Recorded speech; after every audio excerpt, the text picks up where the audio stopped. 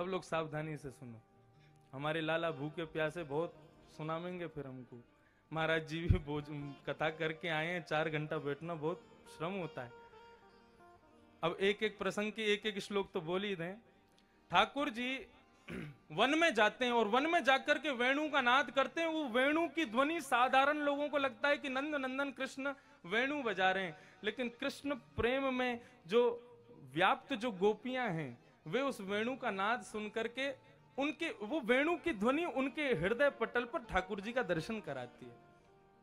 गोपियां कह रही हैं, अक्षणवतां फलमिदं न परं विदाम सख्य प्रसूननु विवेशयतोर्वयस्यैः वक्तं ब्रजे ससुतयोरणवेणुजुष्टम् यैर्वानिपीतमनुरक्त कटाक्ष मोक्षम।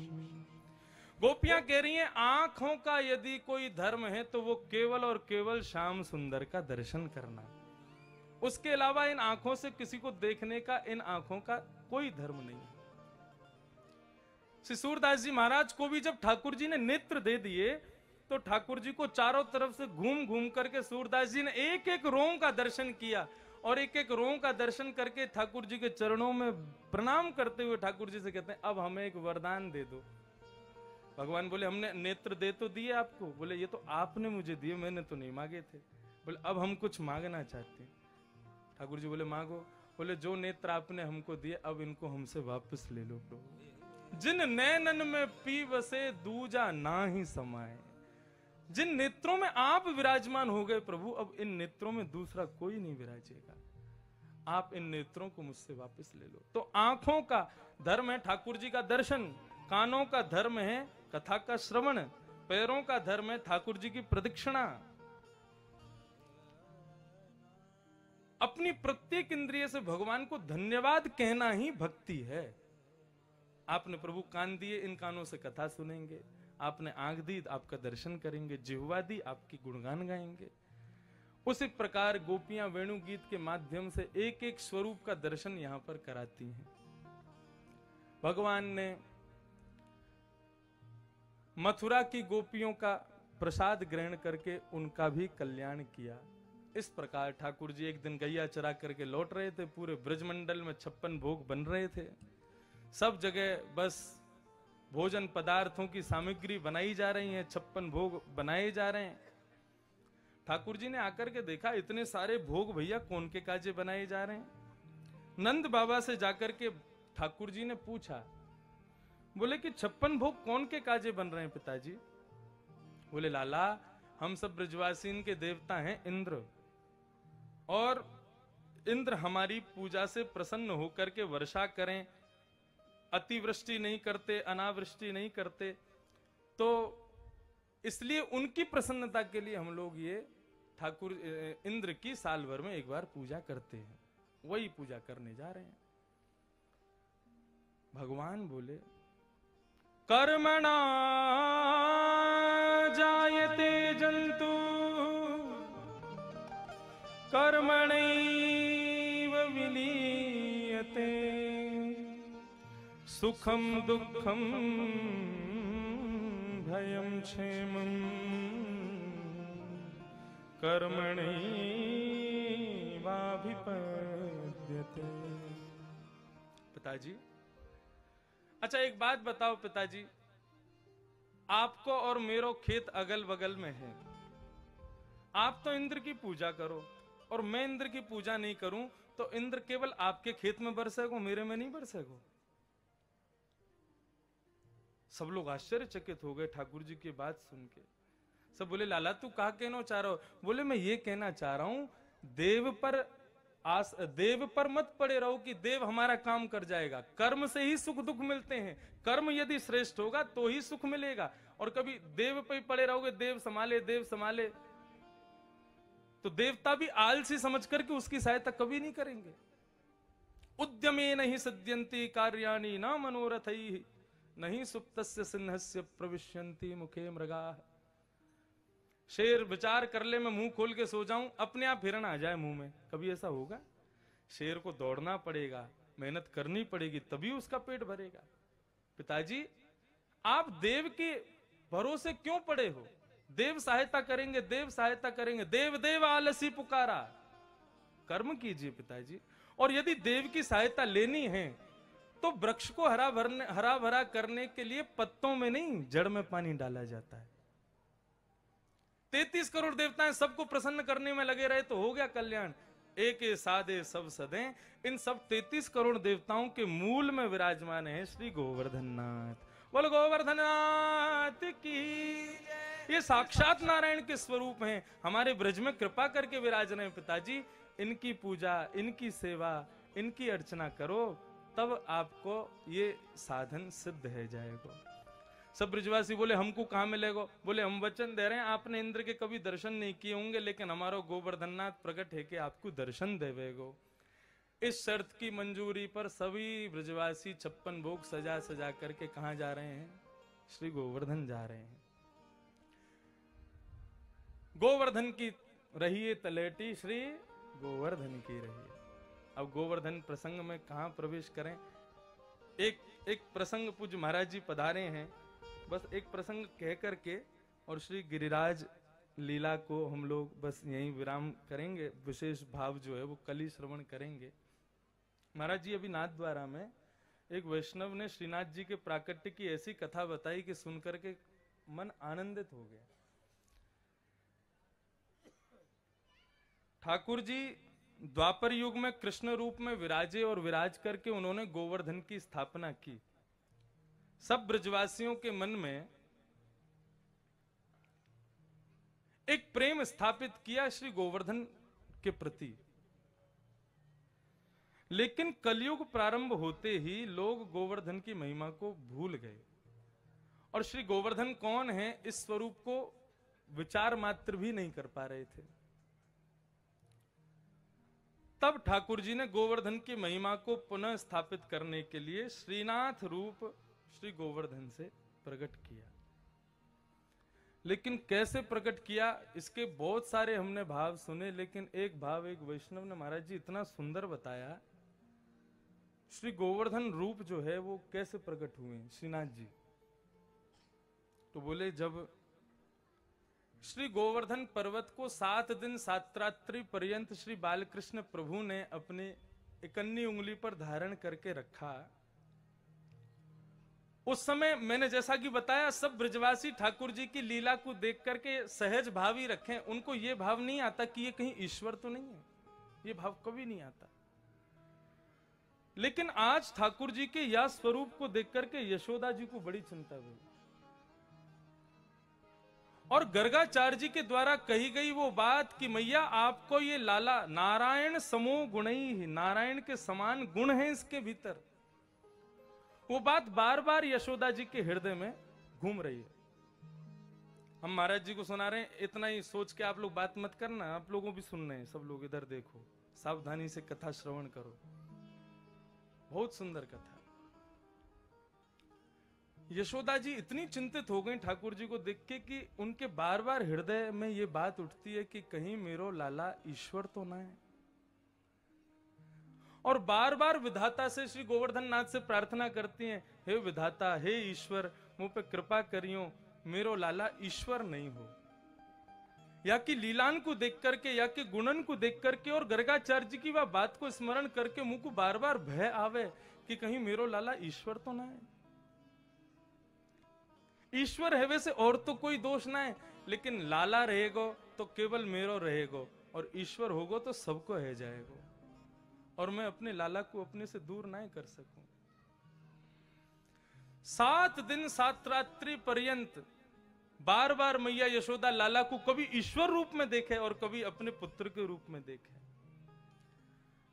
7 दिन 7 रात्रि बीतने के बाद में ठाकुर जी ने गिरिराज जी पधरा दिए, वापस सब गोकुल को चले गए। ठाकुर जी अपनी लीला पूरी करके ब्रजमंडल छोड़ करके मथुरा को भी प्रस्थान कर गए।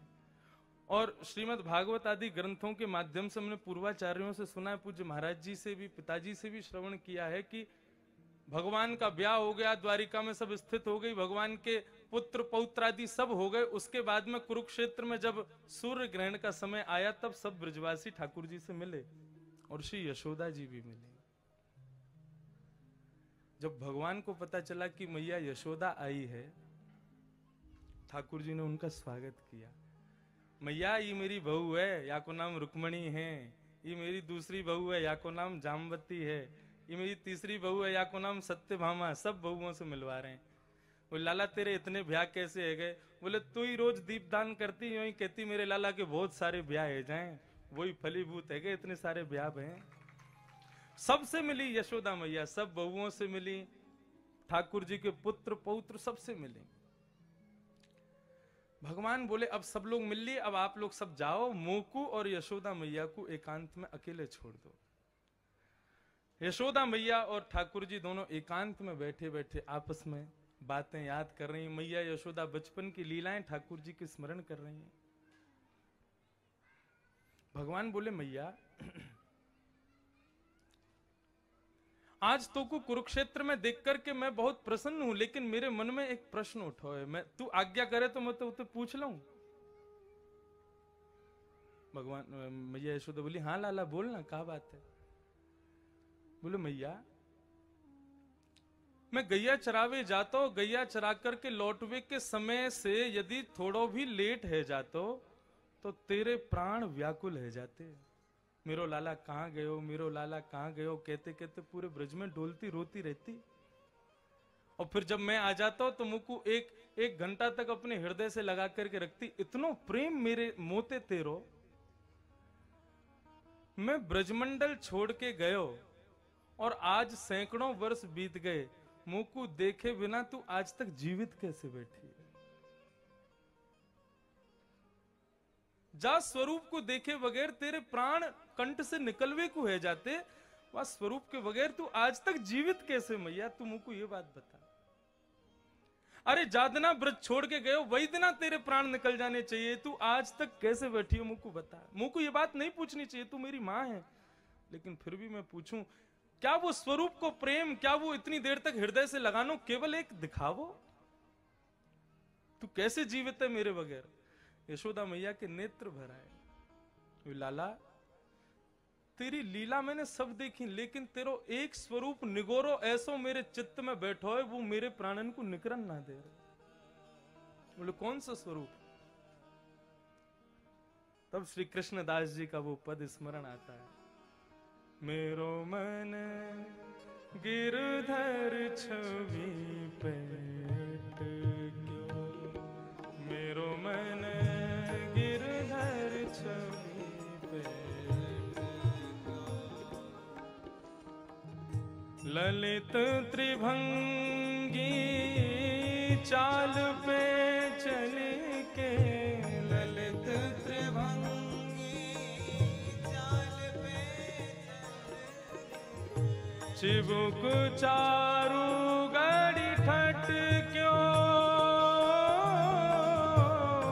चिबुक चारु गड़ी ठट क्यों, ठट क्यों, गिरधर छवि ठट क्यों, मेरो मन गिरधर छवि ठट क्यों, मेरो मन गिरधर छवि पेट क्यों, मेरो मन गिरधर छवि।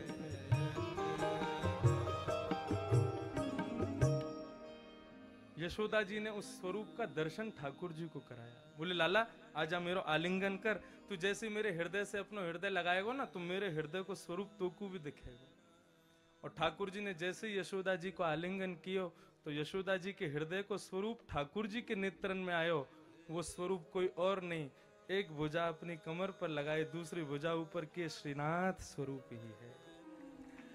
और भगवान ने जब वो स्वरूप देखा, कलिकाल जब प्रारंभ हुआ, कलयुग में लोग गोवर्धन की महिमा भूल गए, तब ठाकुर जी ने विचार किया हमारा कल की अवतार तो बहुत समय अभी होने में, लेकिन गोवर्धन की महिमा पुनः स्थापित कैसे हो? तब ठाकुर जी ने यशोदा जी के हृदय में जो स्वरूप उन्होंने देखा, उस स्वरूप को श्री गोवर्धन से प्रकट कर दिया, वही श्रीनाथ जी है। ये स्वरूप महाराज जी एक वैष्णव ने सुनाया, और जब से हमने सुना तब से मेरो मन भी गिरधर छवि पे अटको। हमारे नन्हे से गिरधर लाल जी रात में सुला में वासे पहले उनको यही भाव सुना मैं, बोले आपको ये स्वरूप श्री यशोदा जी को स्वरूप है, यशोदा जी के लाला हैं श्रीनाथ जी। तो क्षमा करें, मैं अपने प्रसंग से थोड़ा बाहर गया, लेकिन पूज्य महाराज जी नाथद्वारा नहीं आए तो मैंने सोची थोड़ी देर को यही स्थान को ही नाथद्वारा बना दूं। और बड़े भाव से श्री गिरिराज जी की मंगलमयी आरती, आज 56 भोग भी सजे, लेकिन अब 56 भोग ठाकुर जी बोले हम कल आके ही पामेंगे, आज और रखो रहने दो।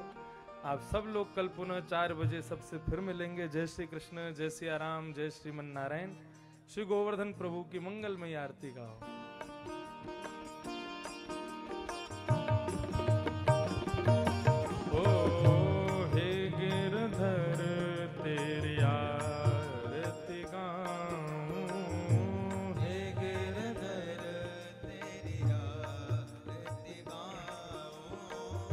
श्याम सुंदर तेरी आरती गाऊं, श्याम सुंदर तेरी आरती गाऊं। मोर मुकुट प्यारे शीश पे सोहे, मोर मुकुट प्यारे शीश पे सोहे। प्यारी वंशी